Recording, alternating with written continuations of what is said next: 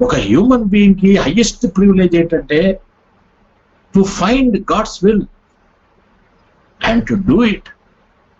ఎందుకంటే ఆ దేవుని యొక్క చిత్తంలో ఎలాగుంటుందంటే దేవుడికి తెలుసు కాబట్టి, ఆది నుంచి అంతం ఎరిగిన వాడు కాబట్టి ఆయన చిత్తం ఎప్పుడు కూడా పరిపూర్ణంగా ఉంటుంది. ఎప్పుడు నష్టాన్ని తెచ్చేది ఉండదు. మనం ఒక్కొక్కసారి ఏం చేస్తామంటే మనం తప్పు చేసేసి అది దేవుని చిత్తం అండి, అదొక మార్గం ఎత్తుకుంటాం తప్పించుకోవడానికి. కానీ నేను నా జీవితంలో నేను గమనించిన దాన్ని బట్టి, బైబిల్ చెప్తున్న దాన్ని బట్టి నేను అనేది ఏంటంటే నష్టం చేకూర్చేదంతా మనమే. మన దగ్గర ఒక పాట ఉంటుంది, ఏముంటది? దావీదు వలె నంతా నష్టపోతుంది, నష్టమునంతటిని మరలా ప్రభు యేసులో అర్జించుకుంటుంది. సో ఈ నష్టం ఎందుకు వస్తుంది? ఎట్లాగా బైబిల్లో దేవుని యొక్క గ్రంథంలో మహా భక్తులు కొంతమంది పాజిటివ్ గా ఎఫెక్ట్ చేశారు, కొంతమంది నెగిటివ్ గా ఎఫెక్ట్ చేశారు. వారి చరిత్రను చూసుకుంటూ మనం ఈరోజు ఒక చాలా సీరియస్ లెసన్ మనం నేర్చుకోవాలని నా ఆకాంక్ష. మొట్టమొదటిగా మనం చూస్తాం ఆదాము గారు. ఆయన ఒక్కడితో ఇందాక మనం చదువుకున్న రోమీయులకు రాసిన పత్రిక 5వ అధ్యాయం 12వ వచనం, ఆ ఒక్కడిది బాటి. ఆయన చేసిన తప్పు ఏంటండి? ఆదాము గారు చేసిన తప్పు ఏంటి? ఆయనకి దేవుడు ఆ యొక్క తోటలో సమస్తాన్ని ఆయన కంట్రోల్లో పెట్టాడు. ఏమన్నాడంటే, నువ్వు సేద్యం చేయి, నువ్వు దీన్ని రూల్ చేయి, దీన్ని డొమినియన్ చేయి, దాన్ని లోబర్చుకో, you be the king, you be the master of this world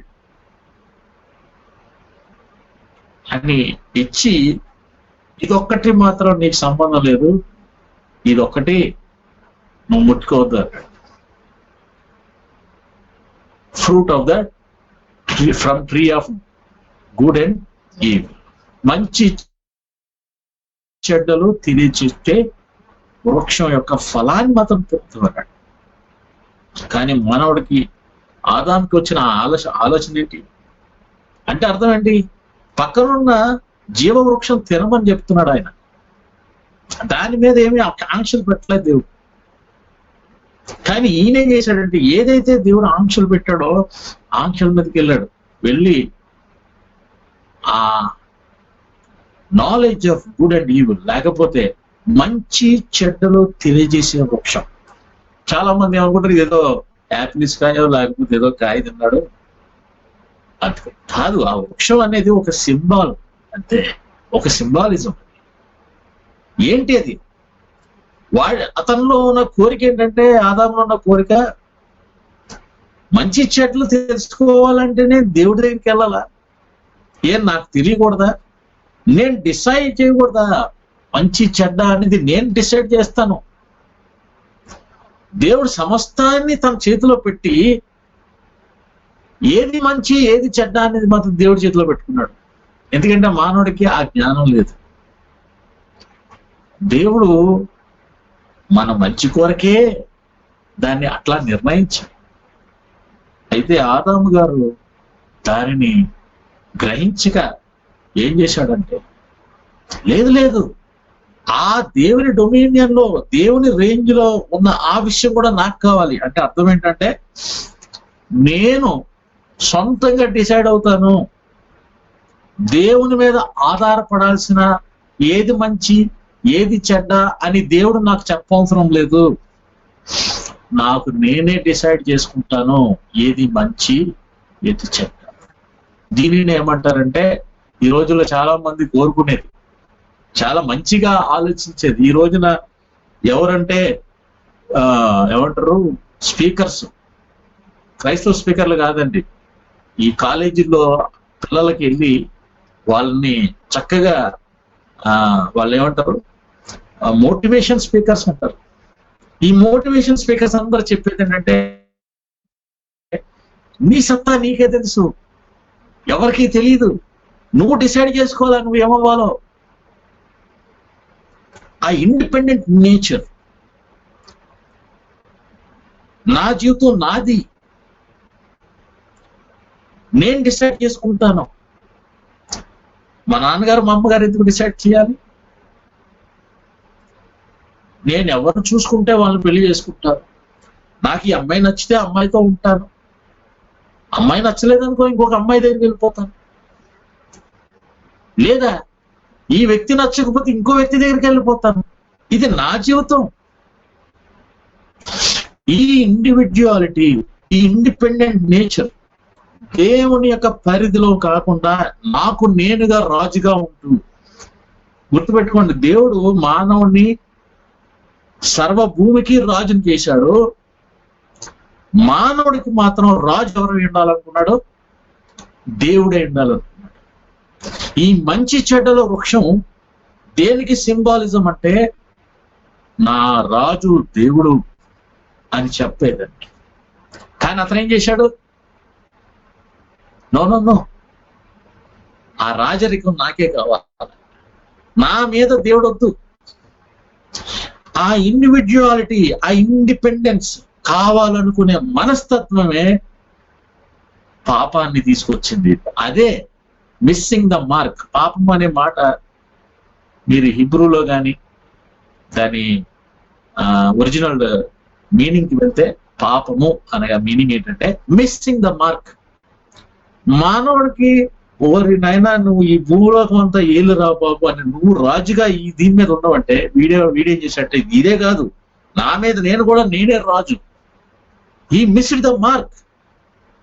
అందుకే పాపము అని అన్నారు. చూడండి కాన్సిక్వెన్సెస్. బహుశా ఊహించుండడు ఆదాము, నేను ఇది ఒక్కటిగా ఆశపడితే సర్వలోకము కూడా నాశనానికి వెళ్ళిపోతుంది అని తెలియదేమో. కానీ అందుకే ఏమంటున్నాడు రోమిల్ రాసిన పత్రిక 5:12 ఏమంటున్నాడు? ఇట్లుండగా ఒక మనుషుని ద్వారా పాపము ద్వారా మరణము. దేవుడు మరణాన్ని ఆయన మనసులో పెట్టుకోలేదు. దేవుడికి మరణం అంటే అసహ్యం, మరణం అంటే దేవుడికి వ్యతిరేకమైంది. అందుకే ఆయన 2 ట్రీస్ పెట్టాడు. ఏం ట్రీ పెట్టాడు? ఒకటి జీవవృక్షము ఫలము, ఇంకొకటి మంచి చెడ్డల వృక్షం, ఫలం ఇచ్చే వృక్షం. అంతేగాని మరణ వృక్షం పెట్టాడంటే ఎక్కడైనా? దేవుని ఉద్దేశం ఏంటంటే ఈ జీవ వృక్షము తిని దేవుని జీవాన్ని మానవుడు పొంది ఆ జీవంతో దాని హెల్ప్ తోటి ఈ మంచి చెడ్డలు తెలుసుకోవాలని దేవుడు కోరుకుంటే మానవుడు దాన్ని రివర్స్ చేసేసాడు. ఆదాం గారు కాన్సిక్వెన్సెస్ మనం ఈరోజు చూస్తూ వస్తున్నాం. ఒక దైవజనుడు అన్నాడు, నేనే ఆదాంనైతే ఆ పని చేయకపోదును. చాలా దుర్మార్గ పని చేశాడు ఆదాం గారు, నేనైతే చేయకపోదును.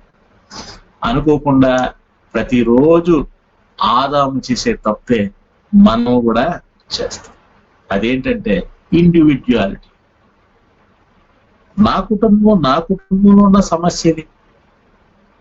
ఇంకోటెవడు మాట్లాడతారు. ఒక దైవజనుడు ఇలాగ అన్నాడు, వాళ్ళ చర్చిలో ఒక ఆడావిడ ఉందంట.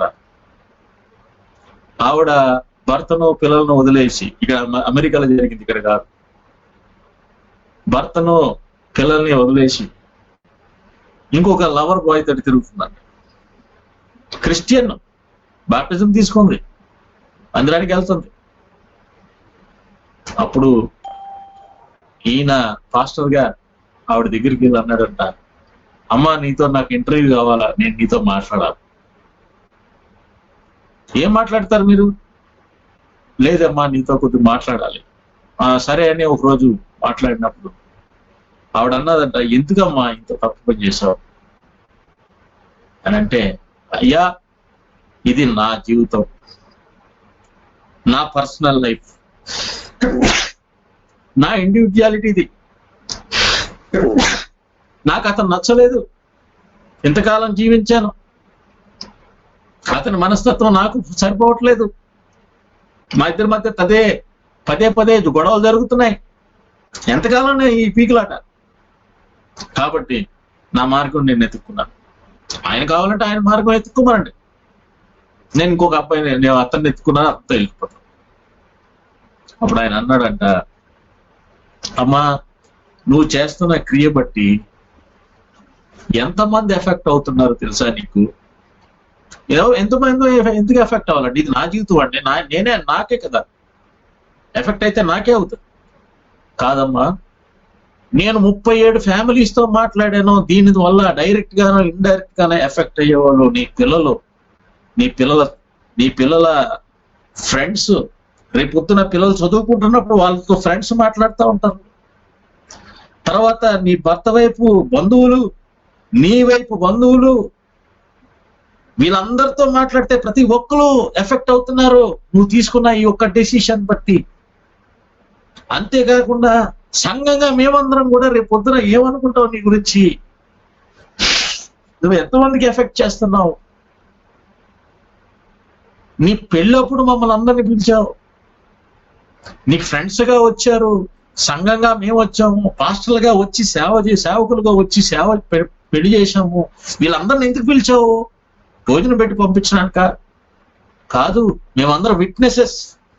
నువ్వు చనిపోయే వరకు నేను ఇతనితోటే ఉంటాను అని అన్న మాటకి మేము విట్నెసెస్.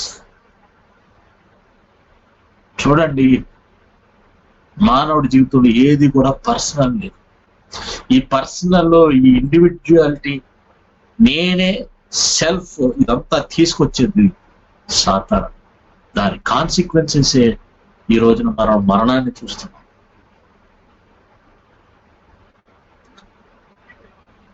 దేవుడు ఇట్లాంటి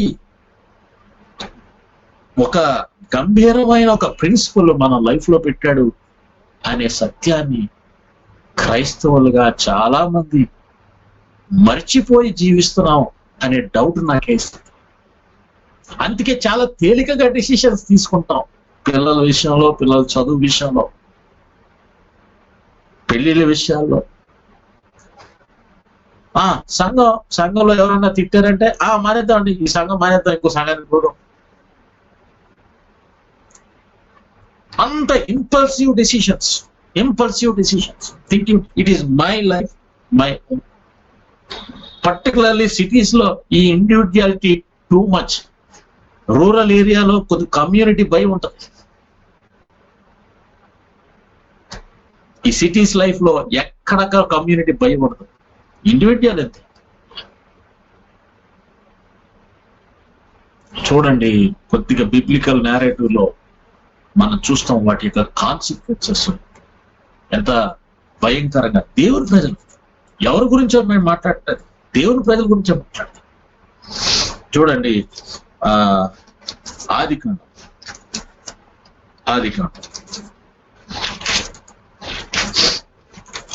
15వ అధ్యాయం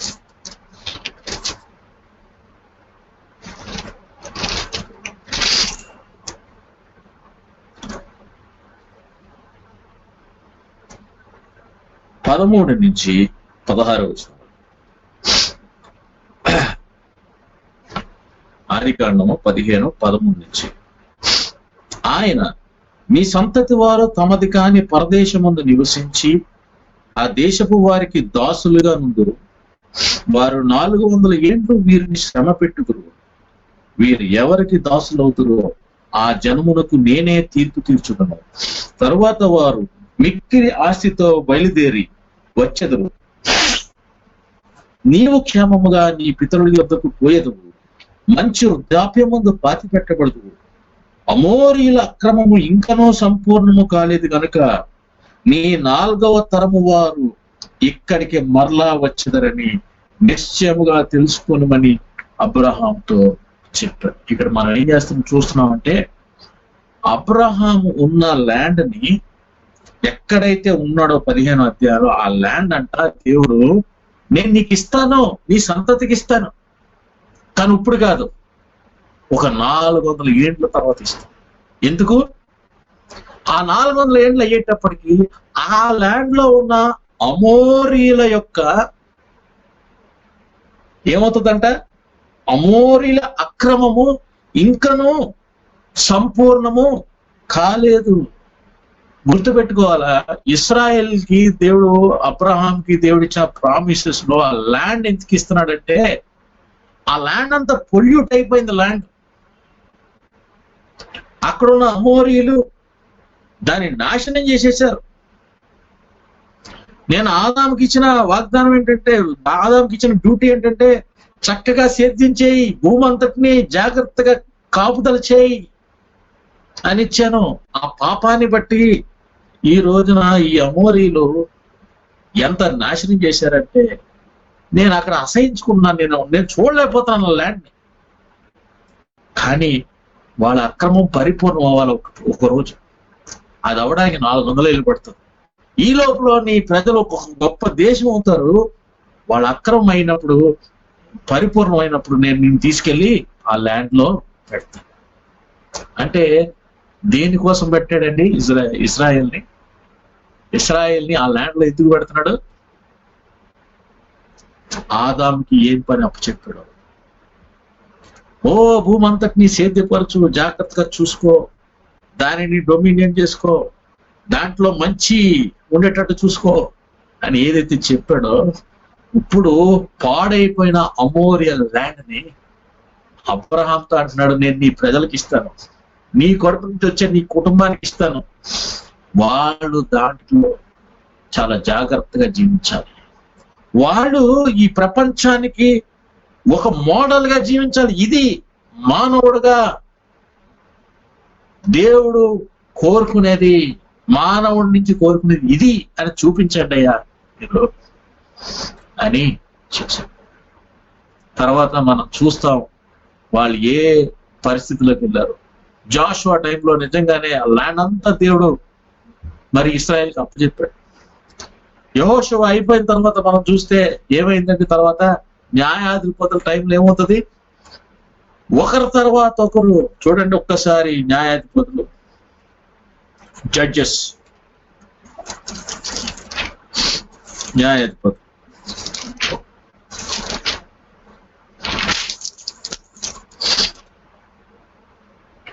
21వ అధ్యాయం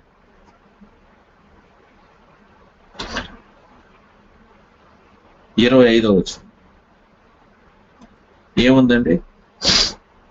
ఆ దినములలో ఇశ్రాయేలుకు రాజు లేడు, ప్రతివాడును తన ఇష్టానుసారముగా ప్రవర్తించుచు వచ్చాడు. చూసారండి, దేవుడు ఆ అమోరీలను తరిమేసి వీళ్ళకి ఎందుకు ఇచ్చాడంటే, వీళ్ళు దాన్ని ఒక గార్డెన్ ఆఫ్ ఈడెన్ లాగా చూసుకుంటారని. ఒక గార్డెన్ ఆఫ్ ఈడెన్ లాగా దేవుని యొక్క ప్రెజెన్స్ తోటి నింపాలని. అందుకే దేవుడు ఎక్సడస్ లో, నిర్గమాకాండంలో ఈ యొక్క వాళ్ళకి ఒక నమూనా కూడా ఇచ్చాడు. ఈ నమూనా తోటి మీరు ఒక మందిరం కట్టండి, ఒక టెంట్ వేయండి, నేనుంటాను. ఎలాగైతే దేవుడి యొక్క ప్రెజెన్స్ ఆ యొక్క తోటలో ఉందో, ఆది తోటలో ఉందో, అలాగా ఈ ఇశ్రాయేల్ యొక్క ల్యాండ్ లో నేను ఉంటాను, నేను వారి మధ్య ఉంటాను. నిర్గమకాండం I will come and meet you, I will commune with you. నేను మీతో మాట్లాడతాను, మీతో సహవాసం చేస్తాను. ఈ యొక్క ల్యాండ్ ఎలా ఉండాలంటే, ప్రపంచం అంతటికి ఒక లైట్ లాగా ఉండాలా, ఒక చక్కటి మరి తోట వల్లే ఉండాలా, దేవుని తోట వల్లే ఉండాలా. తెలియాలి జనాలకి, దేవుని యొక్క ఉద్దేశం ఇదేని మీ ద్వారా తెలియాలి సుమా అని పెడితే, వీళ్ళు అన్ని ఆజ్ఞలు పొంది అన్ని రకాలైన ఆశ్చర్యక్రియలు అనుభవించి చివరికి మనం వచ్చేటప్పటికి ఏం చూస్తున్నాం? జడ్జెస్కి వచ్చేటప్పటికి న్యాయాధిపతి దగ్గరికి వచ్చాడు. ఎవడి పని ఎవడి ఇష్టానుసారముగా. చూడండి, మన ఇంట్లో కూడానే ఎప్పుడన్నా పిల్లలు వాళ్ళ ఇష్టానుసారంగా సెల్ ఫోన్లో చూసేసుకుంటుంటే తల్లిదండ్రులు ఏమంటారు, అమ్మ ఏమంటది, ఇష్టానుసారం రా, ఇష్టానుసారం అంటే దేవుడు ఆ మాట అంటున్నాడంటే చూసుకోండి ఎలాంటి పరిస్థితిలో ఇశ్రాయేలు విసిగిపోయాడు. దేవుడు ఎవడి ఇష్టానుసారంగా వాడు ప్రవర్తించు. అయితే ఇలాంటి మధ్యలో ఒక్క ఆమె లేచిందండి. ఎవరు ఆమె? హన్నా గారు లేచి, ఆవిడకి ఒక నీడు ఉంది. ప్రభువా, నాకు కొడుకుని, నీకు కూడా ఒక ఈ దేశాన్ని నడిపించే ఒక మంచి వ్యక్తి కావాలి, నేను నీకు ఇచ్చేస్తాను వాడిని, నువ్వు నాకు వెంటనే నీకు ఇచ్చేస్తాను, వాడిని నువ్వు ఈ దేశాన్ని నడిపించడానికి, నీ యొక్క మార్గంలో నడిపించడానికి నువ్వు వాడుకో అని ఒక్క ఆమె లేచిందండి. ఆడావిడ అన్న. ఈ మాట భక్సింగ్ గారు ఒక పుస్తకం రాశారు. ఏమని ఉంటదంటే, దేవుని మహిమ తిరిగి వచ్చుట, ఇంగ్లీష్ లో the recovery of God's glory, the return of God's glory. అందులో మహిమ వెళ్ళిపోయింది. ఎవడు ఇష్టానుసారంగా బ్రతుకుతున్న జీవితాలు, ఇశ్రాయేల్ యొక్క జీవితాలు, దేవుని మహిమ వెళ్ళిపోయింది. మనం తర్వాత చూస్తాం ఏమవుతుంది. ఆయన ఎవరు? ఏలి సమయంలో దేవుని యొక్క ఏలి చనిపోయే సమయానికి ఏకాబోద్ దేవుని యొక్క మహిమ దాటి వెళ్ళిపోయింది, వదిలేసి వెళ్ళిపోయింది. ఆ మహిమను తీసుకురావడానికి ఇవన్నీ కూడా నేను ఎందుకు చెప్తున్నా అంటే, కాన్సిక్వెన్సెస్. మనం తీసుకునే ప్రతి డెసిషన్ బట్టి, తీసుకునే నిర్ణయాలు, చేసే క్రియలు బట్టి వచ్చే కాన్సిక్వెన్సెస్ మనం ఒక్కరే అనుభవించుమా? మన చుట్టుపక్కల మన ఫ్యామిలీ అనుభవిస్తుంది, మన యొక్క సంఘం అనుభవిస్తుంది, మన తరాలు అనుభవిస్తాయి, 2-3 తరాలు అనుభవిస్తాయి, 4వ తరాలు కూడా అనుభవిస్తుంది. అట్లాగా మనం ఇప్పుడు ఏం చూస్తున్నాం అంటే, ఇశ్రాయేల్ హిస్టరీలో ఏ విధంగా వాళ్ళ యొక్క డిసిషన్స్, వాళ్ళ యాక్షన్స్ ఏ కాన్సిక్వెన్సెస్ తీసుకెళ్ళాయి. అక్కడ ఒక దైవ జనరాలు లేచింది, హన్నా గారు లేచి ఒక దైవ పుత్రుడిని, లేకపోతే ఒక దైవ జనుడిని కొనింది. ఆయన పేరే సమూయేలు. ఆయన ఏం చేశాడండి? దాని నుండి బేర్షెబా వరకు, అంటే కాశ్మీర్ నుంచి కన్యాకుమారి వరకు, Dan is on the north, Beersheba is at the south, మొత్తం హోల్ కంట్రీని క్షుణ్ణంగా కవర్ చేసేసాడు. మనిషి క్లీన్ చేస్తూ వచ్చాడు. ప్రతి చోట కూడా he was cleaning, he was repairing all the altars. చూడండి, ఒక్క ఆవిడ డెసిషన్ మళ్ళీ ఆ నాశనంకి వెళ్ళిపోయిన ఆ స్టేజ్ నుంచి మళ్ళీ రికవరీ స్టార్ట్ అవుతూ వచ్చింది. ఒక్క ఆవిడ డెసిషన్. తర్వాత మనం చూస్తాం, తన ద్వారా ఎవరు వచ్చారు? దావీదు వచ్చాడు. సౌలు మధ్యలో కొంతకాలం చాలా జాగ్రత్తగా ఉన్నాడు. మళ్ళీ అతను పతనం అయిపోతున్నప్పుడు దేవుడు మళ్ళీ ఇంకొక ఆయన లేపాడు. ఆయన దావీదు. దావీదు కూడా ఎంతో మరి చక్కటి జీవితాన్ని జీవించాడు. ఎట్లాంటి జీవితం జీవించాడంటే దావీదుది చూడండి, 2వ సమయాలు 7వ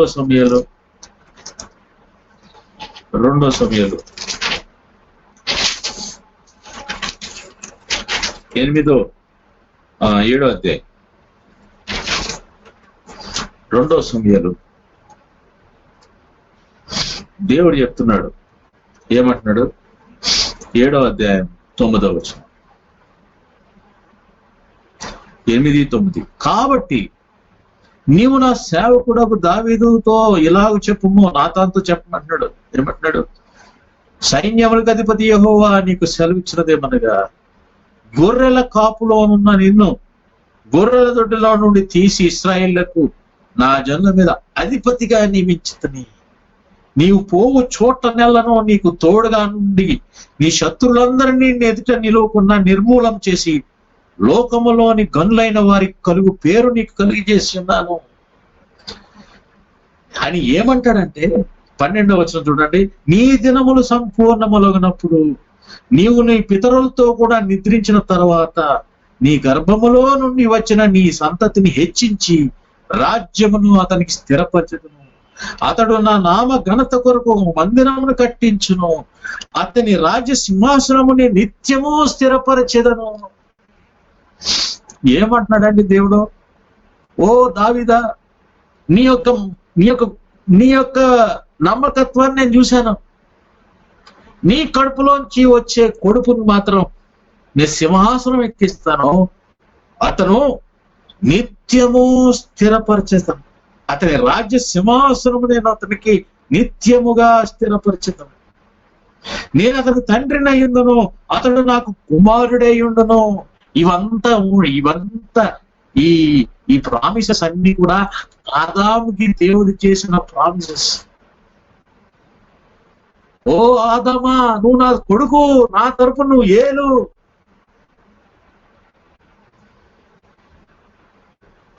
లేదు అంటే ఈ మాట చెప్పడంలో దేవుడు దావీదు చెప్పడంలో ఉద్దేశం ఏంటంటే, ఓ దావీదా, నువ్వు ఎంత దగ్గరికి వచ్చేసావంటే, నేను ఏ ఉద్దేశంతో అయితే ఈ క్రియేషన్ ని నేను తయారు చేశానో ఆ క్రియేషన్ ని ఆ ఉద్దేశానికి తీసుకొచ్చేస్తున్నావు నువ్వు. మీ నెక్స్ట్ జనరేషన్ లోనే ఈ క్రియేషన్ యొక్క ఉద్దేశాన్ని నేను జరిగించేస్తాను. అతని రాజ్యము నిత్యము ఉంటది అంటే అర్థం ఏంటి తెలుసా అండి? ఇంకా వాడికి మరణం ఉండదని, సొలొమోనుకి మరణం ఉండదని చెప్తున్నాడు. అంటే అర్థం ఏంటి?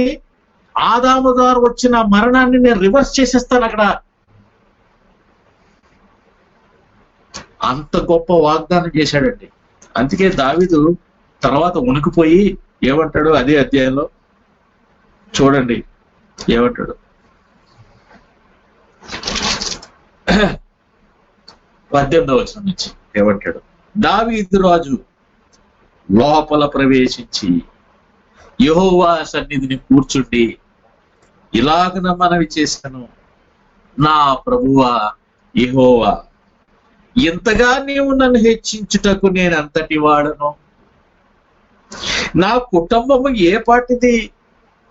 ఇంత హెచ్చుగా చేసినంతయు నీ దృష్టికి కొంచెమై మానవుల పద్ధతిని బట్టి బహుకాలము జరిగిన తరువాత నీ దాసుడనైన నా సంతానమునకు కలగబోదని దాని గురించి నీవు సెలవిచ్చి ఉన్నావు. యెహోవా నా ప్రభువా దావీదు అను నేను ఇక నీతో ఏమి చెప్పుకుందును? యెహోవా నా ప్రభువా, నా దాసుడైన నన్ను, నీ దాసుడనైన నన్ను నీవు ఎరిగి ఉన్నావు. ఒక్కసారి స్టన్ అయిపోయాడు దావీదు. నా ద్వారా దేవుడు ఈ సృష్టిని ఎందుకు చేసుకున్నాడో అది ఫుల్ఫిల్ చేస్తాడా? నేను ఏ పాటు వాడినైనా నాలో ఏమన్నా ఉందా అనే స్టేజ్కి వచ్చేసాడు. అట్లాంటి పరిస్థితిలో దావీదు చూడండి ఏం చేశాడో. 11వ అధ్యాయం 2వ సమూయేలు 11వ అధ్యాయం ఏం చేశాడు? 2వ వచనం. ఒకానొక దినమున ప్రొద్దు గురుంకు వేళ దావీదు పడక మీద నుండి లేచి రాజనగరి మిద్దె మీద నడుచుచు పై నుండి చూచుచుండగా స్నానము చేయు ఒక స్త్రీ కనబడెను. చూడండి పరిస్థితి ఏ స్టేజ్కి వచ్చిందో. దేవుడు ఇంకా ఆల్మోస్ట్ అలా ఆయన పర్పసెస్ నెరవేరుస్తాడు అనే స్టేజ్కి వచ్చినప్పుడు దావీదు చిన్న డెసిషన్. ఇది ఏముందిలే, నా ఫ్లెష్ యొక్క డిజైరే కదా, నేను రాజుని, I can desire any women, I can do anything. చూసారా ఏ ఇండివిజువాలిటీ అయితే ఆదాము మానవుడు దేవునికి దూరం అయిపోయాడో అదే ఇండివిజువలిజం ఇక్కడ మనం చూస్తున్నాం దావీదు దగ్గర.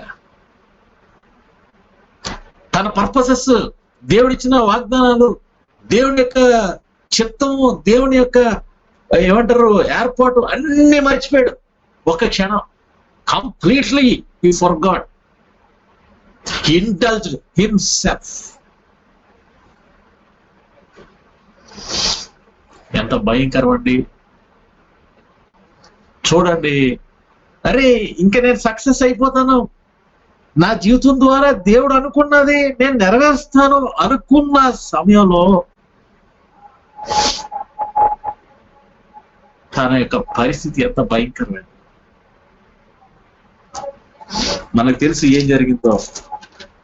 అప్పుడు 12వ అధ్యాయం ఏముంటదండి చూడండి, ఏమంటాడు 12వ అధ్యాయంలో.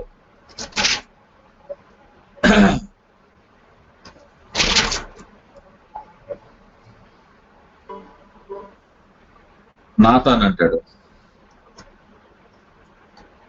6వ వచనం,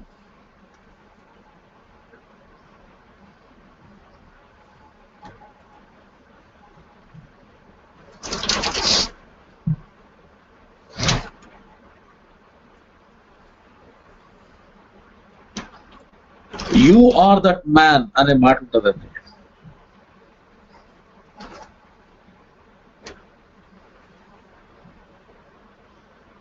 ఏడవ వచనం, నాతాను దావీదును చూసి, ఆ మనుష్యుడు నీవే,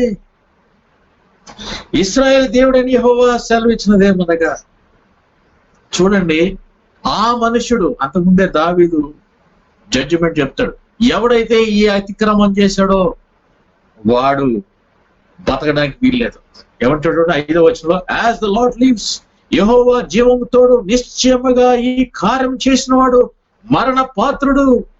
ఒక రాజుగా, ఒక జడ్జిగా తను చేసిన పాపాన్ని తనే ఏం చేస్తున్నాడు, జడ్జిమెంట్ ఇస్తున్నాడు. వాడి కనికరం లేక ఈ కార్యం చేసిన కనుక ఆ గొర్రె పిల్లకు ప్రతిగా 4 గొర్రె పిల్లలు ఇవ్వాలని నాతానుతో చెప్పాను. ఆడు చచ్చిపోవాలా, అట్ ద సేమ్ టైం 4 గొర్రెలు 4 ఫోర్లు ఇవ్వాలి. అది ఇచ్చిన జడ్జిమెంట్. అప్పుడు నాతాను అన్నాడు, నువ్వే ఆ మానవుడు మనిషి. చూడండి, ఈ మాటను పట్టుకొని రోమిలకు రాసిన పత్రిక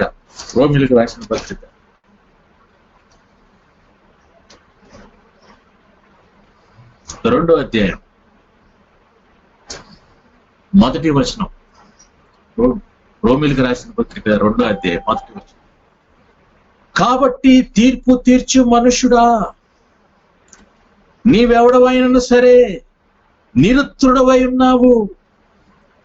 దేని విషయంలో ఎదుటి వారికి తీర్పు తీర్చుచున్నావో దాని విషయంలో నీవే నేరస్తుడు అని తీర్పు తీర్చుకొనుచున్నావు. రోమిలకు రాసిన పత్రిక 2వ అధ్యాయం 1వ వచనం ఏమంటున్నాడండి? అక్కడ నాతాన్ అన్న మాట ఇక్కడ పౌలు గారు చెప్తున్నాడు. ఇక్కడ ఇజ్రాయెల్ యాజ్ ఎ నేషన్ గురించి మాట్లాడుతున్నాడు. ఏమంటున్నాడు? వి నో 12వ వచనం, అట్టి కార్యములు చేయు వారి మీద దేవుని తీర్పు సత్యమును అనుసరించినదే అని ఎరుగుదము. అట్టి కార్యములు చేయు వారికి తీర్పు తీర్చుచు వాటినే చేయుచున్న మనుషుడా. అట్టి కార్యాలు చేయకూడదని ఎవరికి తెలుసండి? పాత నిబంధనలో ఓన్లీ దేవుడిచ్చిందే. వ్యభిచరింపకూడదు అనే మాట కేవలం ఇశ్రాయేలుకి దేవుడు చెప్తే తప్ప మిగిలిన దేశాలకు అందరికీ వ్యభిచరింపకూడదని తెలియదు. వ్యభిచారం అనేది మామూలు విషయం అనుకుంటున్నారు మిగిలిన దేశాలు, అమోరీలు, మోయాబీలు, ఫిలిస్తీన్లు, చుట్టుపక్కల ఉన్న వాళ్ళంతా. It is there common practice. ఈయన చెప్పాడు వ్యభిచారం చేయొద్దని ఆయన. సో వ్యభిచారిస్తే తప్పు అనేది తెలిసింది ఒక్కరికే, ఇశ్రాయేల్ ఒక్కరికే. సో ఆ మాట పట్టుకొని అంటున్నాడు ఇక్కడ పౌలు గారు. ఏమంటున్నాడు? అట్టి కార్యం చేయవారికి తీర్పు తీర్చు వాటినే చేయుచున్న మనుషుడా, నీవు దేవుని తీర్పు తీర్చు. ఇక్కడ ఎలా ఉందంటే లైఫ్ ఆఫ్ డేవిడ్ ని తీసుకొని ఈ హోల్ నేషన్ కి అప్పచెప్తున్నాడు, హోల్ నేషన్ కి అప్లై చేస్తున్నాడు పౌలు గారు. అంటే అర్థం ఏంటంటే ఇక్కడ దావీదు చేసిన తప్పు ఎక్కడికి వెళ్ళిపోయిందండి? తనొక్కడి మీద లేదు, తనొక్కడే కాదు శిక్షింపబడతారు. దేవుని యొక్క పర్పసెస్ కూడా కుప్పకూలిపోయాయి. తన కొడుకు ద్వారా రావాల్సిన, అందుకే ఏమంటాడు చూడండి కింద ఏమంటాడు, నీ సంతానంతో నేను వాడికి మరణం లేకుండా చేస్తానన్న దేవుడు ఏమన్నాడు చూడండి, 11 2 సమయంలో 12:10. నీవు నన్ను లక్ష్యము చేయక హిత్తీయుడగు ఉరియా భార్యను నీకు భార్యగునట్లు తీసుకున్నందున నీ ఇంటి వారికి సదాకాలం, ఇందాకేమన్నాడు, నీ ఇల్లు నిరంతరము స్థాపింపబడుతుంది అని అన్న వ్యక్తి దేవుడు ఇప్పుడు ఏమంటున్నాడు, నీ ఇల్లు నీ ఇంటి వారికి సదాకాలము యుద్ధం కలుగును, నా మాట ఆలకించు. యెహోవానకు నేను సెలవిచ్చినదేమనగా నీ ఇంటి వారి మూలమునే నీకు అపాయము పుట్టింతును. నీవు చూస్తుండగా నేను నీ భార్యను తీసి నీ చెరువ వానికి అప్పగించేదను. పగటి యందు వాడు వారితో శయనించును. నీవు ఈ కార్యం రహస్యంగా చేసితివి గాని ఇశ్రాయేలు అందరూ చూచుండగా పగటి యందే నేను దాన్ని చెప్పినదని చేయించును అని నేను. చూడండి, ఒక్కసారిగా తేక మేడలు కూలిపోయినట్టు ఈ మనిషి చేసిన తప్పు దేవుని పర్పసెసే గొప్ప కూలిపోయేటట్టు చేసే ఆ ఏజ్. తర్వాత మనం చూస్తాం సొలొమోను టైంలో, సొలొమోను యొక్క మందిరం కట్టించినప్పుడు దేవుని యొక్క మహిమ దాన్ని దిగినప్పుడు పశ్చాత్తాపడి, దావీదు పశ్చాత్తాపడి మళ్ళీ సొలొమోను కని, సొలొమోను దేవుడు ప్రేమించి దేవుడిని రాజ్యంగా చేసి నీ మాట చెప్పిన నేను అతన్ని ఉంచుతానన్నట్టు ఉంచి తను చేస్తే సొలొమోను కూడా ఏం చేశాడండి చివరికి? మొదటి రాజులో 11వ అధ్యాయానికి వెళ్తే సొలొమోన్ లవ్డ్ మెనీ ఉమెన్. ఎవరితో అయితే నీకు సంబంధం ఉండకూడదు అనుకున్నారు అందరినీ పెళ్లి చేసుకున్నాడు. ఎంత అంటే అగాధంలోకి పోయింది, అగాధంలోకి పోయింది. ఇవన్నీ ఎందుకు చెప్తున్నానంటే మనం తీసుకునే ప్రతి డెసిషన్, మనం ఈ రోజున మాట్లాడే మాట, మనం చేసే క్రియ, మనం తలంచే తలంపులు, ప్రతి దానికి కాన్సిక్వెన్సెస్ ఉన్నాయి. మనం అనుకుంటాం ఓహో దేవుడు సింహాసనం దగ్గర నాకు శిక్షిస్తాడులే, నన్ను శిక్షిస్తాడులే అనుకుంటాం. కాదు, మన తరతరాలు నాశనం అవుతాయి, మన తరతరాలు ఎఫెక్ట్ అవుతాయి. దావీదు తప్పు చేస్తే ఎవరు చచ్చిపోయారండి? ఎవరు చచ్చిపోయారు? ఎవరు చనిపోయారు? పుట్టిన బిడ్డ. చూడండి, నంబర్స్ సంఖ్యాకాండం 14, నంబర్స్ 14th chapter 31, 32, 33. సంఖ్యాకాండం 14వ అధ్యాయం 31, 32, 33. అయితే వారు కొల్లపోదురు రని మీరు చెప్పిన మీ పిల్లలను నేను ఈ దేశంలోకి రప్పించదను. మీరు తృణీకరించిన దేశమును వారు స్వతంత్రించుకునేదరు. అయితే మీ శవములు ఈ అరణ్యంలో రాలును. మీ శవములు ఈ అరణ్యంలో క్షయమగు వరకు మీ పిల్లలు ఈ అరణ్యములో 40 ఏళ్ళు తిరుగులాడుచు మీ వ్యభిచార శిక్షను భరించెదరు. ఈ రోజున ఒకసారి అనలైజ్ చేసుకోండి, మనల్ని బట్టి మన పిల్లలు ఏమైనా ఎఫెక్ట్ అవుతున్నారా? నేను తీసుకున్న డెసిషన్స్, నా యొక్క బిహేవియర్ నా పిల్లలకి క్షేమంగా ఉందా?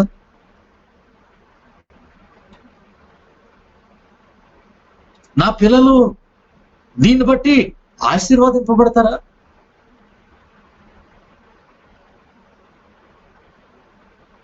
నేను చేసే చిన్న చిన్న తప్పులు నా మట్టుకే అని అనుకోవడానికి వీల్లేదు సుమా. ఏది చీకట్లో చేయబడుతుందో అది వెలుగులోకి తేబడదు.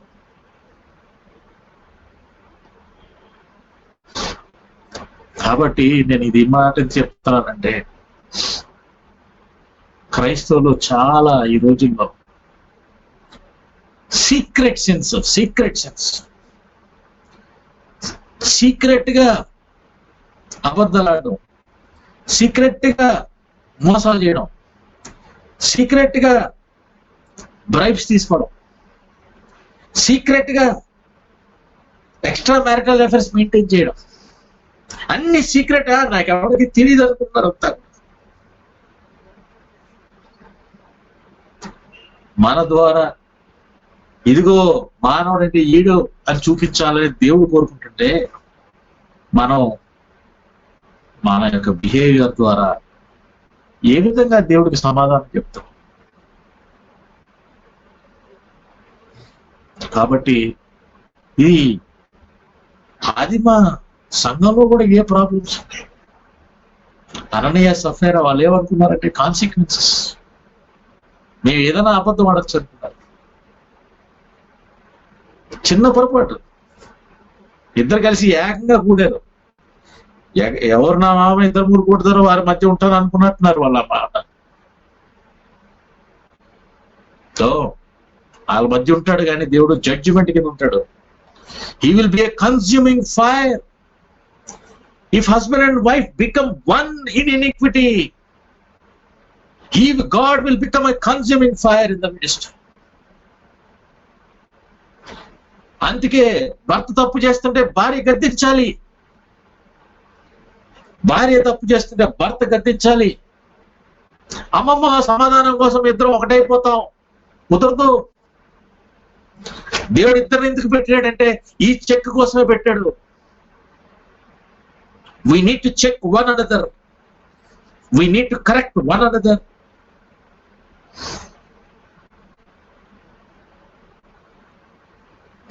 కాబట్టి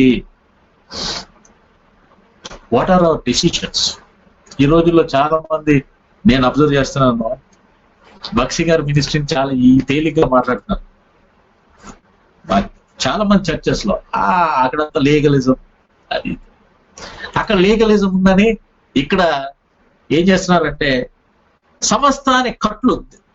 దైవజనుడు ఎందుకైతే కొన్ని రెగ్యులేషన్స్ పెట్టాడు, ఆ రెగ్యులేషన్స్ అన్ని తీసేస్తున్నారు, థింకింగ్ దట్ ఇదంతా మ్యాన్ మేడ్ రెగ్యులేషన్ అండి, బిబ్లికల్ గా ఇది లేదండి అని చెప్పి. ఆ consequences we will see in the future. How radical those, how evil will become. వాళ్ళ ఆ మందిరాల్లో దేవుని యొక్క ప్రెసెన్స్ ఎలా ఎఫెక్ట్ అవుతుందో అట్లాంటి వాళ్ళు చూస్తూ వస్తాం. కాబట్టి మన పితరులు ఏదన్నా ఒక రెగ్యులేషన్ పెడితే దాన్ని తీసే ముందు 1-2 సార్లు ఆలోచించాలి. ఏదైనా సరే ఒక క్రమం పెట్టారంటే ఆ క్రమాన్ని అతిక్రమించేటప్పుడు ఆలోచించాలి, దీని కాన్సిక్వెన్సెస్ ఏంటి.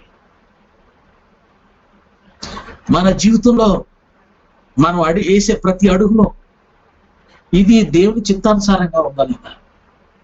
ప్రభువా నేను ఈ మాటలు మాట్లాడచ్చా లేదా, నేను ఈ విధంగా రియాక్ట్ అవ్వచ్చా లేదా, నా ఇండివిజువల్ అండి, నేను తేటగా ఉన్నాను, నేను హానెస్ట్ గా ఉన్నానని బయట పెట్టడం కాదు.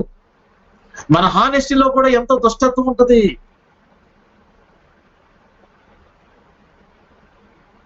దేవుడికి తెలుసు. అందుకే దేవుడి దగ్గరికి వెళ్ళి ఫిల్టర్ చేసుకోవాలా. ప్రభు నేను హానెస్ట్ గా ఉండొచ్చు, but help me not to be violent, not to be arrogant to other. Help me to be gracious with one another. ఈ విధంగా నేను కొన్ని చర్చెస్ లో గమనిస్తున్నాను. ఈ రోజుల్లో ముసుగులు తీసేస్తున్నారు. ఆడవాళ్ళ కట్ట ముసుగు ఉండకూడదంట. ఈ రోజుల్లో మీరు చర్చెస్ లో చూడండి, ఎక్కడైనా సరే ఆడవాళ్ళు ప్రీచ్ చేసేదంతా కూడా ముసుగు లేకుండా ప్రీచ్ చేస్తున్నారు.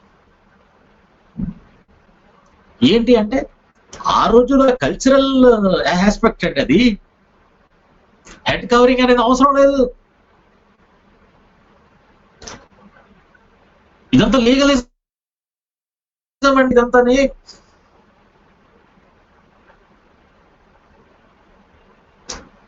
సో చక్కగా సింపుల్ గా తయారవ్వండి అని అంటే ఎక్కడుందండి బైబిల్లో? అమ్మా 1 తిమోతి 2వ అధ్యాయం 9-7వ వచనం ఉందంట. అది ఆ రోజులు కుదురుతుందండి, ఈ రోజు కాదు. We will wear short frocks. We will expose our bodies to the church. వీటి కాన్సిక్వెన్సెస్ వాళ్ళు ఏమనుకుంటున్నారంటే, ఈ వెస్ట్రన్ చర్చెస్, ఈ వెస్ట్రన్ ఇండివిజువలిజం నేర్చుకొని అది చాలా పెద్ద కల్చర్ అనుకుంటున్నారు. ఈ రోజున వెస్ట్రన్ కంట్రీస్కి వెళ్తే దేవుడు అంటే దేవుడు అనే మాట అనే పరిస్థితికి వచ్చేవాళ్ళు. ఈ కల్చరే that dragged them to an extent where they question the very existence of God. Unfortunately, ఈ రోజున ఈ మల్టీనేషనల్ కంపెనీస్ అన్ని వచ్చేసి ఆ కల్చర్ మనోళ్ళు యాక్సెప్ట్ చేసి దాన్నే మందిరాల్లో తీసుకొచ్చి పెడుతున్నారు. My dear brothers and sisters, మనం కూడా ఎంతో దూరంగా లేము దానికి. అమ్మ మా చర్చ్ బాగానే ఉందని కూడా లేదు. ఎక్కడి నుంచి వస్తుందో తెలీదు శత్రు. కాబట్టి మనం ఇండివిజువల్ గా లెట్ us keep ourselves. ఎలా ఉండాలంటే మన జీవితం చూడండి, రోమిలకు రాసిన పత్రిక 5వ అధ్యాయం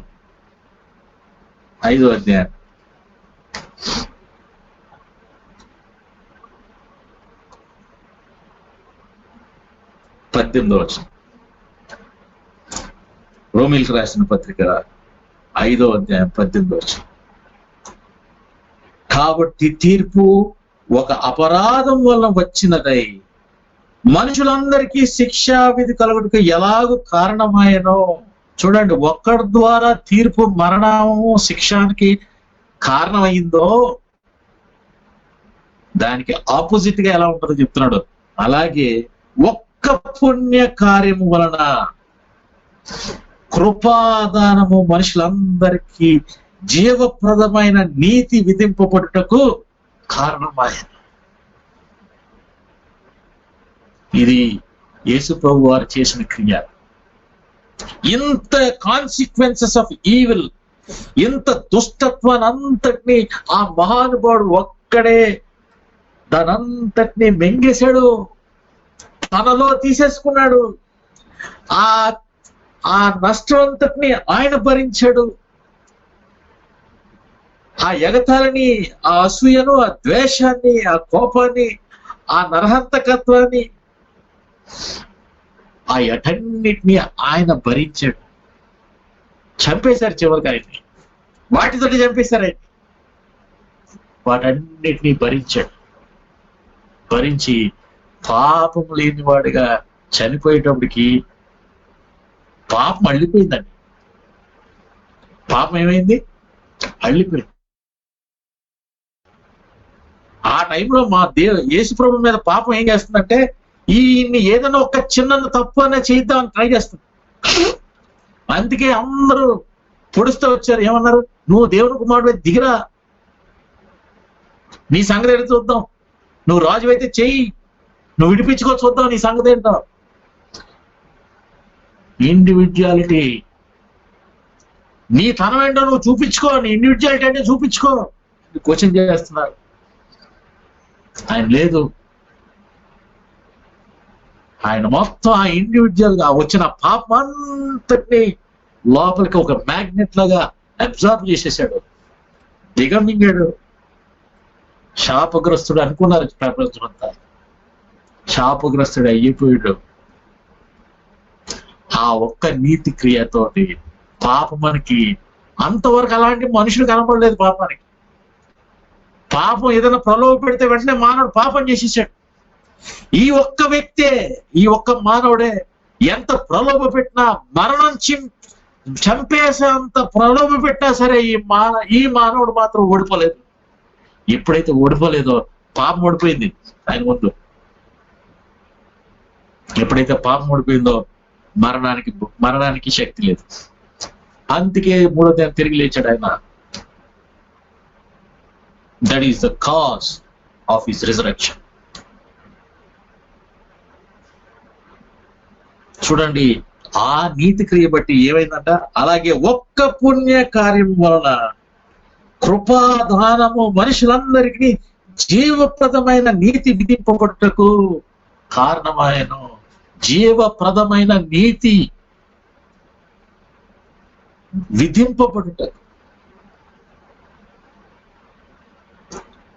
దేవుడు మనల్ని కోరుకునేది అదే. I want all of you to be like my son Jesus Christ అంటున్నాడు. You are all brethren now with him. మిమ్మల్ని బట్టి అనేకులు జీవంలోకి రావాలి తప్ప మరణానికి లోనవ్వకుండా. చూడండి ఎంత ఇంపార్టెంట్ అయిన రెస్పాన్సిబుల్ పొజిషన్ మనది యాజ్ ఎ క్రిస్టియన్స్ గా. మరి ఎంత జాగ్రత్తగా ఉండాలి మన మాటలో, మన చేష్టల్లో. ప్రతి వానికి వాని పని చెప్పిన జీతం ఇటకు నేను వస్తున్నానంటాడు. ఒక లాస్ట్గా ఒక వచనం చదువుకున్నా, 2 కొరింథీ 5వ అధ్యాయం 10వ వచనం. 2 కొరింథీ 5వ అధ్యాయం 10వ వచనం.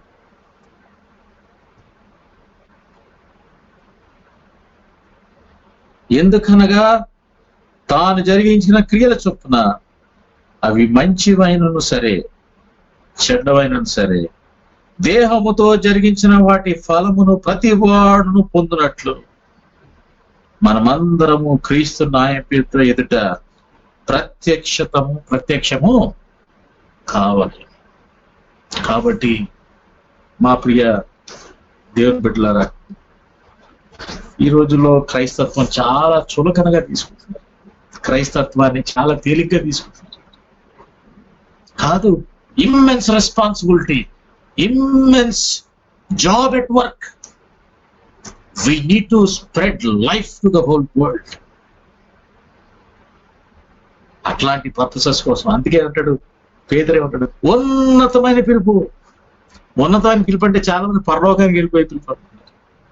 కాదు, ఉన్నతమైన పిలుపు అంటే highest calling to turn this world into God's kingdom. కాబట్టి మన మాటలో, మన ప్రవర్తనలో, మన ఆలోచనలో ప్రభుని నెప్పిద్దాం. రానున్న ఎలక్షన్స్ ఉన్నాయి, సెంట్రల్ గవర్నమెంట్. మన భవిష్యత్తు ఈ ఎలక్షన్స్ మీద చాలా ఆధారపడి ఉన్నాయి. ప్రార్థన చేద్దాం, ప్రభువా మా పిల్లలు దైవభక్తితో బ్రతకాలి, నీ కొరకు రాజుల్లాగా బతకాలి, నీ కొరకు జీవాన్ని ప్రదర్శించే, జీవాన్ని మరి ప్రబలం చేసే ప్రజలుగా బతకాలి. దానికి సరిపడే మంచి ప్రభుత్వం ఈయనైనా. అట్లాంటి దాని కొరకు ఆలోచించాలి. అట్లాంటి దాని కొరకే మనం మన యొక్క హక్కును మనం వినియోగించాం. ఆ విధంగా we will show responsibility towards our country, towards our people, towards our generation, towards our families. రష్యాలో చూడండి ఏమైంది. నియంత్రం ఎవడు కిక్కరమన్నా గిల్లేదు, సైలెంట్ గా ఉండాలి. కాబట్టి మేల్కోండి ప్రజలారా. మనం చేసే ప్రతి తప్పు, మనం చేసే ప్రతి అడుగు, అది మంచిదైనను సరే చెడ్డదైనా సరే, ఆయనకి లెక్క అప్పచెప్పాలి. దాని ప్రకారం ప్రతిఫలం తీసుకోవాలి. కాబట్టి జాగరూకులమై భయభక్తులతో మన దేవుడు God is a consuming fire అని ఎప్పుడు మర్చిపోకుండా, హెబ్రీయులకు రాసిన పత్రిక 13:12 అధ్యాయం ఆఖరి వచ్చు, కన్స్యూమింగ్ ఫైర్ అని మర్చిపోకుండా ఎప్పటికీ మనం చెక్ చేసుకుంటూ అనేకులకు ఆశీర్వాదకరంగా ఉన్నట్లు దేవుడు నన్ను మిమ్మల్ని అందరినీ దీవించును గాక. Thank you. Praise the lord.